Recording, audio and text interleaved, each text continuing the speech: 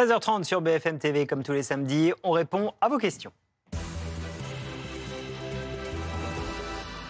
Et c'est Fanny Wegschneider, évidemment, qui relaie vos questions. Bonjour Fanny. Bonjour Philippe, bonjour à tous. Alors, au sommaire de cette demi-heure. Eh bien, forcément, aujourd'hui sera beaucoup question de la Russie et de la santé de Kate. Au moins 115 morts.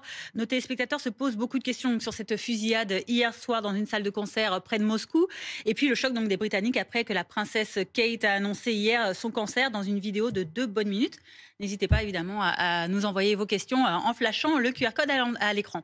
Beaucoup de questions donc sur l'actualité et sur cette attaque terroriste qui a eu lieu donc hier soir à Moscou. Oui, l'enquête, on en est à 11 arrestations selon les autorités russes, dont 4 assaillants présumés. Et le choc, puisque le bilan ne cesse de s'alourdir, 115 morts à l'heure actuelle. Beaucoup de questions ce matin donc après cette tuerie de masse dans une salle de spectacle de la banlieue de Moscou à Krasnogorsk. Pierre nous demande, est-ce un attentat terroriste? Que s'est-il passé hier à Moscou? Alors pour y répondre, on va revenir sur les faits avec vous, Alizé Boissin. Alizé, que sait-on exactement de ce qui s'est passé hier à l'heure actuelle? Alors si on remonte un petit peu le fil d'hier soir, eh bien, il est un petit peu avant 20h, heure locale à Moscou. Les spectateurs se rendent dans une salle de concert dans la banlieue de la capitale. Ils sont en train de s'installer, c'est dans cette salle, vous le voyez sur l'image, ils sont en train de s'installer, le concert affiche complet et c'est à ce moment-là qu'ils entendent des détonations. Regardez cette vidéo prise par un spectateur.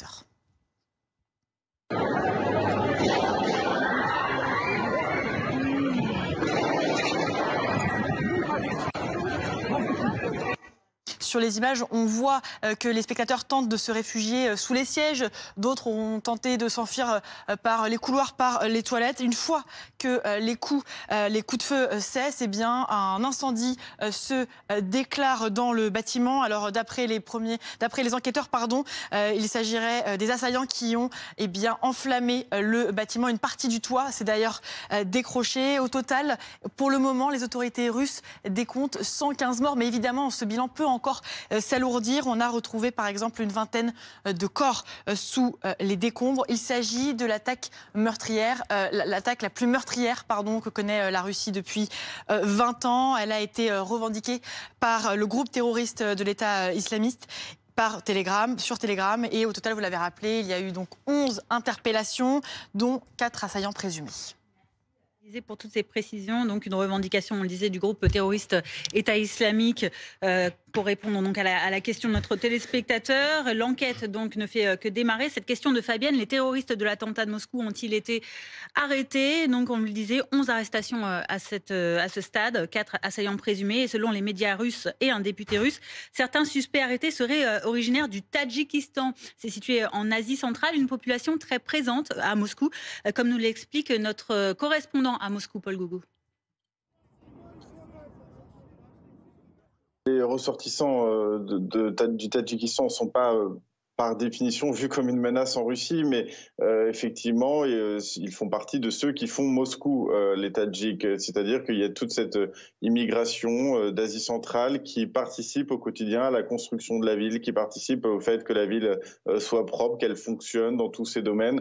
Et donc les moscovites sont habitués à vivre avec des Tadjiks au quotidien. Quand vous commandez. Et priorité au direct, Vladimir Poutine qui s'exprime. On peut dire à ce stade la chose suivante. Les 4 accusés, ceux qui ont tué et étaient sur place, ont été arrêtés. Ils essayaient de fuir et ils étaient en cavale en direction de l'Ukraine. Selon les premières informations, du côté ukrainien, une fenêtre de passage a été préparée pour qu'ils puissent traverser la frontière. En tout, il y a 11 suspects, 11 personnes arrêtées. D'autres agences travaillent pour découvrir tout le réseau qui était derrière cet attentat, qui a assuré la logistique, leur mouvement entre les différents lieux, qui a préparé une cache d'armes. Les enquêteurs et les services de l'ordre vont faire tout le possible pour éclairer le mystère de cet attentat terroriste, mais on voit déjà que ce n'est pas seulement un attentat, mais c'est une tuerie de masse dirigée contre les civils. Les assassins, de manière froide, allaient pour assassiner les gens, nos citoyens, nos enfants. Comme à l'époque, les nazis qui opéraient des massacres dans les territoires occupés. C'était une action sanglante qui est censée de faire peur. Tous les organisateurs et commanditaires de ce meurtre, quel qu'il soit, par qui soit dirigés, seront punis. Nous allons les retrouver. Également ceux qui sont derrière ces terrorismes, derrière ce coup porté contre notre peuple, contre la Russie, parce que nous savons ce que c'est que la menace terroriste. Nous comptons sur une coopération avec tous les États qui partagent sincèrement avec nous notre douleur et qui sont prêts à unir nos efforts pour lutter contre le terrorisme international dans toutes ses formes. Les terroristes, ce sont les inhumains dont le seul sort est possible, c'est la peine juste. Et maintenant, le devoir de tous ceux qui sont au front, de tous ceux qui sont dans le reste du pays, c'est d'être unis. Rien ne peut perturber notre cohésion, notre volonté d'ensemble. Personne ne pourra s'aimer ces graines nuisibles, toxiques de la désunion.